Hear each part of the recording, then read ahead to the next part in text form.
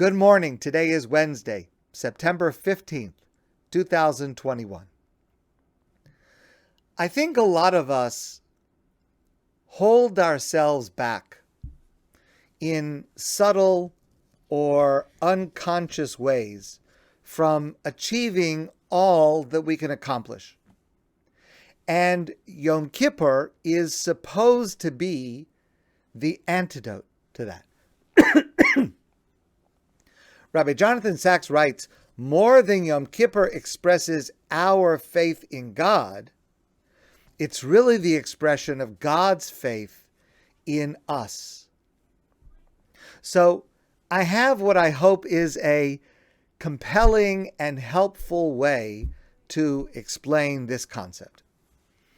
A central mitzvah of Yom Kippur is vidui, confession. We confess our sins before God. And we confess lots of sins. We have an alphabetic list, a shamnu, bagadnu, an exhaustive and exhausting list. By the time we get to the end of the list, we sum it up, and it's not surprising how we sum it up. And I quoted this last night. Behold, God, I stand before you like a vessel filled with shame and embarrassment. How else are we supposed to feel after we've just listed every single sin that we have done?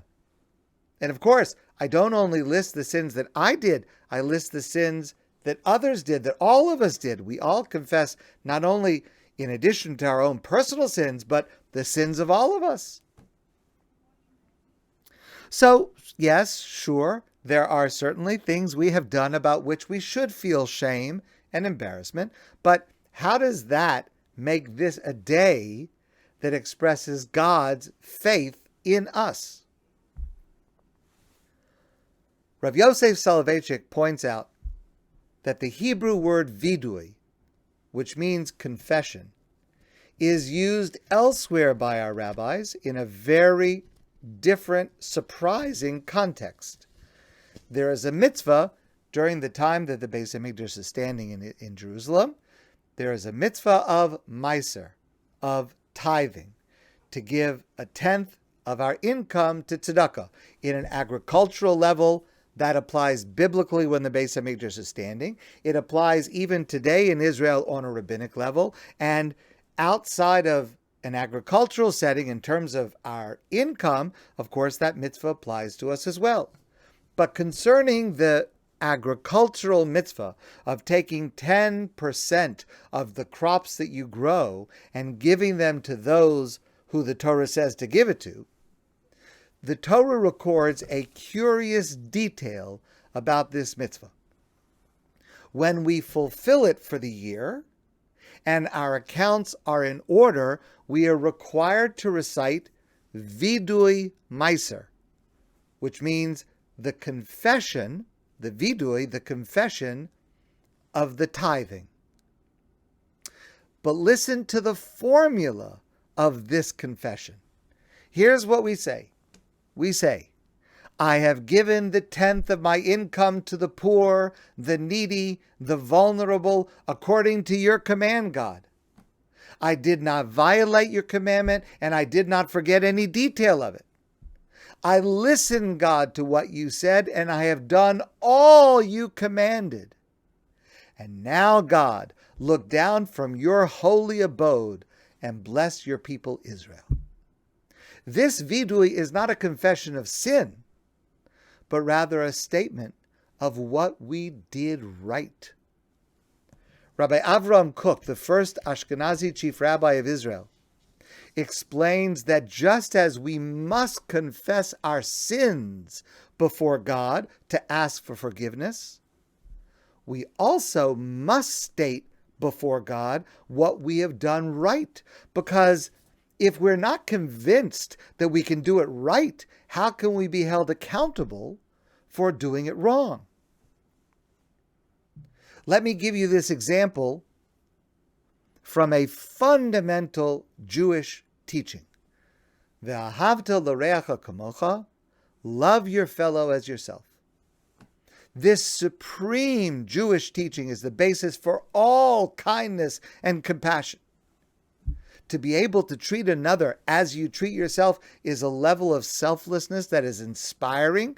It's radical in its implications. But notice the wording.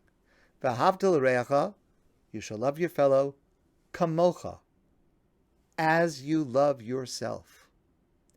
If you don't love yourself, you will have no impetus to love others.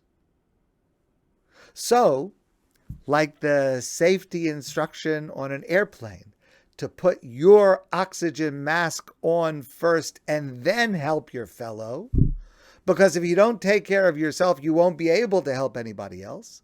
Similarly, if you don't love yourself, if you don't think that you are worthy of love and kindness, you won't be able to show love and kindness to anyone else. This mitzvah, ve'ahavta l'reacha kamocha, requires that we have a healthy feeling of self-love and self-worth. And healthy means balanced, in moderation, and based on fact.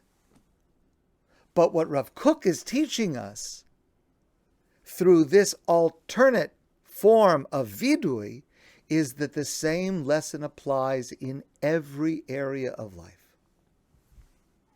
I've shared with some of you before an alternative version of the vidui written by Rabbi Avi Weiss. Instead of the classic version, Ashamnu, Bogadnu, we are guilty, we have betrayed, this version reads, Ahavnu, Beirachnu, we have loved, we have blessed, we have grown, we have spoken positively, we have raised up, we have cultivated truth, we have given good advice, we have respected, we have comforted, we have forgiven, we have contributed, and we have repaired. And this vidui is as essential to Yom Kippur as the classic version, because they are both authentic meanings of the word vidui. So when we read the prayers on Yom Kippur, we are already focusing on the list of things we did wrong. I have a suggestion for you and for me. It's an exercise. And you can take all of tonight and all of tomorrow for this exercise. I want you and me to focus also on what we did right this year. Think about and verbalize to yourself and to God, what are you most proud of this year? What temptation did you overcome? What altruistic deed did you fulfill where at first you said to yourself, this is too hard, or will take too long, or it's not worth the effort, but you overcame that and did it nonetheless? When did you surprise yourself this past year in a good way? Think about that tonight and tomorrow. Remember and clarify and evaluate and sift through to make your final list and confess that list before God on Yom Kippur, because that is an essential part of how Yom Kippur fosters God's faith in us. My grandfather used to tell this story. There was a young child, poorly clothed and shivering in the cold. And the boy was standing in front of a bakery and looking wistfully through the window at the pastries inside. He was hungry. A woman noticed him and bought a bag of cookies, which she gave him on her way out. He stared at her in silence. And after a moment he said, "Lady, are you God's wife?" And she said, "No, just one of his children." And the boy thought for a moment, and then he said, "Well, I knew you were related somehow. To be related to God through confessing the superlative beauty of our actions, that is how Yom Kippur fosters God's faith in us. May it come true for you and for me. And may this be a Yom Kippur that elevates us, brings us closer to God and closer to each other. Have a wonderful Yom Kippur celebration.